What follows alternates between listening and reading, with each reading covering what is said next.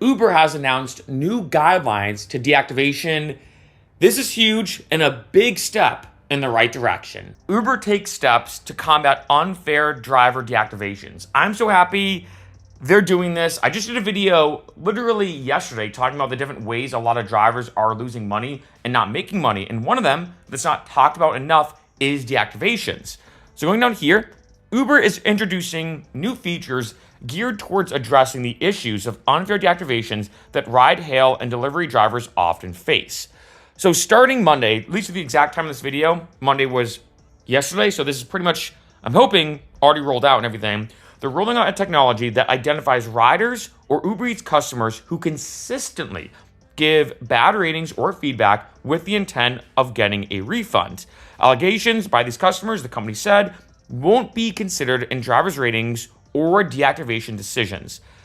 That's like a massive thing because there's been so many incidents, like I said, I mentioned this in a bunch of videos, of a passenger who's drunk. They get into a minor dispute or an argument for whatever reason with the driver, and they leave them a bad review and say, oh, they were driving drunk. They were drinking a beer when driving, and they make it up. The driver gets deactivated for, like, say, a week, misses out on a week's worth of work, and then Uber or Lyft goes, oh, you know what, we're sorry. We realized that actually the passenger was just making this up. There was no evidence of their claim. And it's like, well, great, but you missed out on a week's worth of work.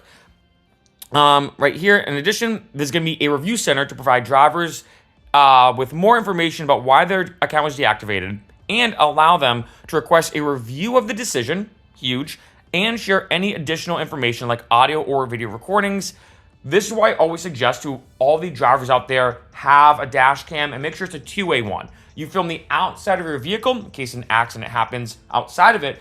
But if there's an incident inside of the vehicle, definitely have that dash cam. So, you know, like you see here, not even just, like, say, in terms of a legal issue, like say you get attacked or something really severe happens, but also more of like an Uber or Lyft issue of, like, say the passenger makes stuff up and you're like, hey, I actually have the dash cam recording. They were very drunk. They were being obnoxious. I was trying to be polite, et cetera, et cetera. They did roll out, I remember this actually, I did a video about it, an audio recording feature for drivers and riders nationwide last year. They also started piloting video recording. I didn't even know they did that actually. And said money, it would expand the pilot iOS drivers in a dozen US cities, Atlanta, Denver, Dallas, Minneapolis, and here in LA. I feel mixed about this. This is definitely subject for a whole other video. Uber will also pilot voluntary drug tests so that drivers who are accused of driving under the influence of a drug for having a car that smells like marijuana can dispute those complaints.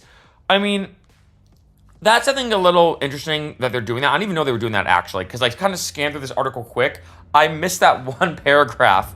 Definitely subject for a whole other video. I don't really smoke. It's not my thing. But I also kind of feel like if you smoke on your own time and you're not driving and you're being responsible, it's kind of like, well, if someone can drink and be safe where they drink at home and they just drive, of course, when they're sober. Yeah, anyway. But here's the big thing. You know, like I mentioned, so many videos, drivers have long protested against unfair deactivations, which the amount to being fired in the app-based gig economy, and many have joined class action lawsuits against the company. I did a video about, I think it was it Minnesota, that wanted to put a law into place that if you got wrongfully deactivated, Uber and Lyft would have to almost like back pay you for everything. Drivers have complained that some riders submit false complaints, like I've said, out of malice or bias. They've also said that the lack of transparency to view the nature of those complaints, as in like, hey, why am I getting deactivated? I get no explanation in order to contest them, and that Uber offers little to no recourse to dispute the claims. Going down here a bit further, because Uber drivers are not classified as employees, when they're deactivated, they are not automatically eligible for unemployment and often find themselves suddenly without an income. Of those surveyed in the report, 81% driving on Uber and Lyft platforms was their main source of income. Nearly a fifth of those who were deactivated lost their car, and 12% lost their homes after being kicked off the app. This is why it's such a big deal, and I'm really glad Uber's making the right steps forward. Is this perfect? Is this something that I think is going to be, you know, solving every issue?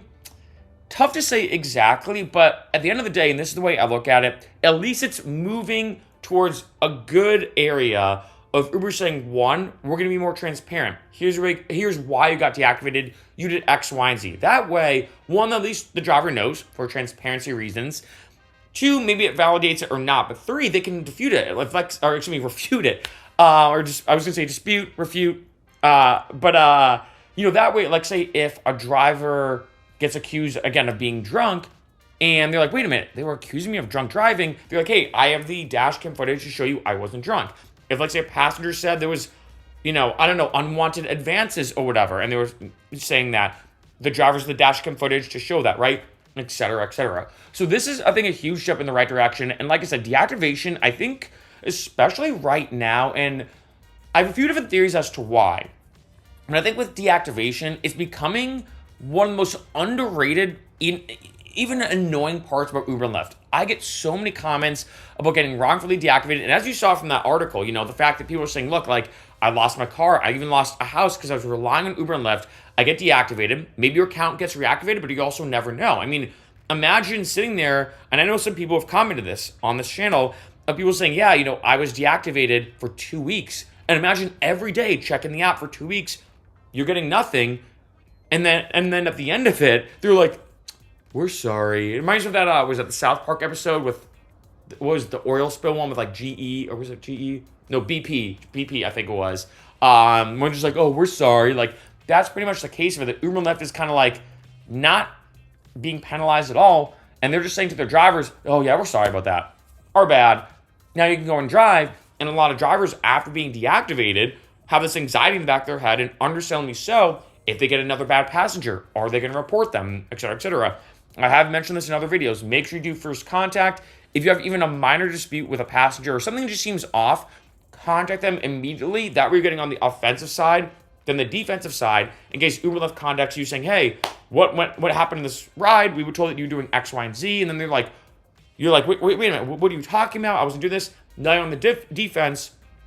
Definitely get on the offensive side, even if you have a minor dispute. Now, when it comes to deactivation, this is my honest guess, and here's kind of a harsh truth, right? We can all agree. There's a lot of good passengers out there, and a lot of bad ones.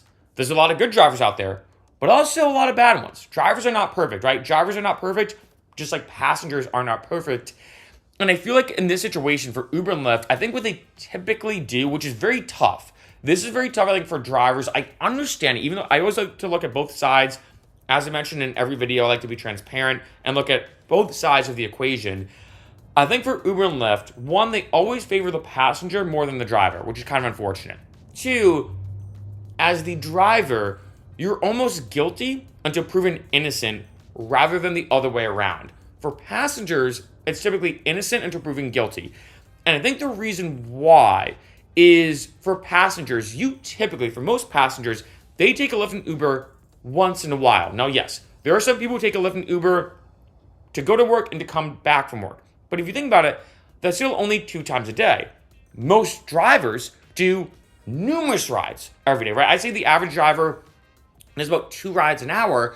So, I mean, if you think about it, let's say you drive for 8 hours a day, you're looking at 16 rides when the average person is I'm talking maximum, probably going to do 2 rides in a day.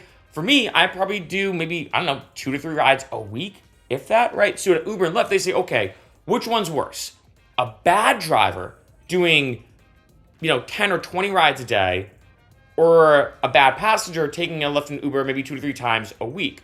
It makes sense that you probably want to go after the bad driver before the bad passenger because they have the bigger ability or the potential to do more harm, right? If let's say you have a driver who's, let's say, again, making unwanted sexual advances, being potentially violent, saying very inappropriate things, being reckless while driving under the influence, of course, they have the bigger potential to cause more harm. And so Uber and Lyft says, okay, you know what?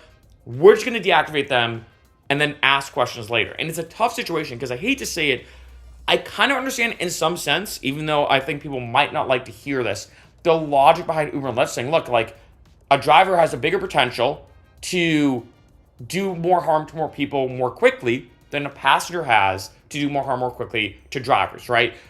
Drivers typically do way more rides or are involved with a lot more random people or strangers, if I call them that, than passengers are typically, right? Just using the math and using the statistics. However, this does screw over a lot of the good drivers. It screws over the drivers who are doing great. They have great reviews, great ratings, never had an issue, and all you need is one passenger to make a false claim about, again, driving under the influence. They were drinking and driving, they did this, they did that, whatever the case is, and now the driver gets penalized, gets deactivated, because remember, it's guilty before proven innocent. Uber and Lyft investigates. It takes them a week, let's say week and a half, 2 weeks to investigate. But by this point, the person's like, great, am I ever even going to get my account back? It's been 2 weeks. And yeah, maybe now they get reactivated, but they missed out on 2 weeks worth of work. They're struggling in terms of debt, paying bills, putting food on the table. The list goes on and on. And then on top of this, moving forward, I mean, for me, deactivation is weird. When I was driving for Lyft and Uber back in the day, I don't think I really ever heard about deactivation. It was very, like, I heard about people getting terminated, but you have to, like, really try. Like, I heard stories of a driver getting pulled over who was drunk. They got breathalyzed. They got caught drunk driving. And Uber and Lyft said, you know what?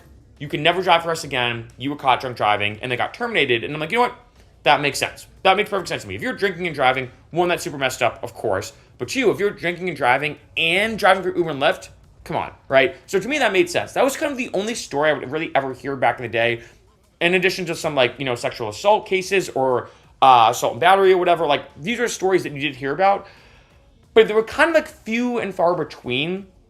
I feel like now deactivation is becoming a lot more prevalent. I've seen so many more drivers, again, complaining about this, which is why I'm really, really glad Uber's making these steps forward. I think it's huge. But again, I still think it's not like a completely solved issue. Because, like I said, when it comes to deactivation, it's guilty until proven innocent.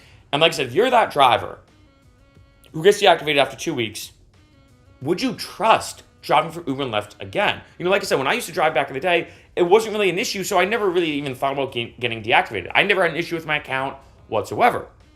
Now, though, if you do, it makes sense. You might be like, shoot, can I even trust Lyft and Uber again? What happens if I drive for another month? I get back on my feet, right? I kind of get back to what I was doing before and everything, and then a month goes by and you get deactivated again, right? I think just after one deactivation causes this odd job security / anxiety, you know, where you're like, I don't even know if I can really ever trust ride sharing again, because all I need is another passenger to complain and I get deactivated again or whatever.